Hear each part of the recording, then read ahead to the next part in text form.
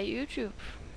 I dag vil jeg vise jer, hvordan man installerer det mod, som hedder Treecapitator. Det er et mod, som fungerer sådan her.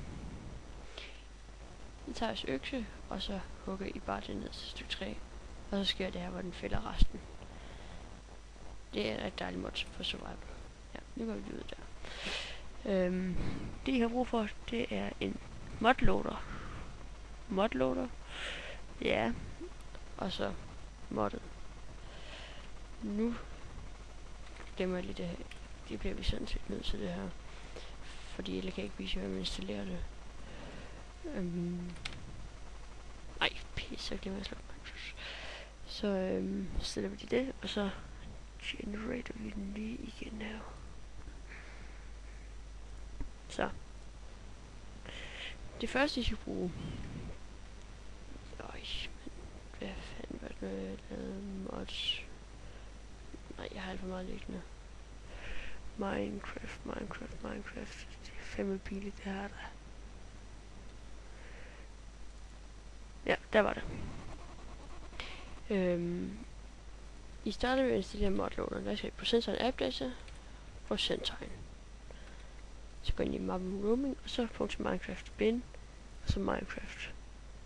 Den åbner sig med WinRAR. Der skal I selvfølgelig starte med at slette medieinf, eller gøre jeres Minecraft i black screen, når I lægger noget ind i den map her. Så det vi starter med, det er at lægge modloaderen ind.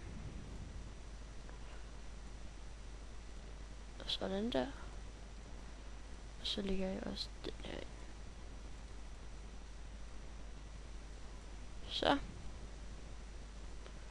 Det skulle være det. Nu skulle det meget gerne virke. Nu håber vi, for ellers har den her video været til ingen verdens nytte. Så prøver vi igen. Hvor er der 3 vi kan tage her? Så har de 3 her. Og vupti, det virker som det skal. Alle links til tingene, det er i description. Og hvis I har problemer, så kan jeg lige skrive en private message over YouTube og spørge efter mit Skype-navn, så skal jeg nok hjælpe jer med at få det til at virke. Ja.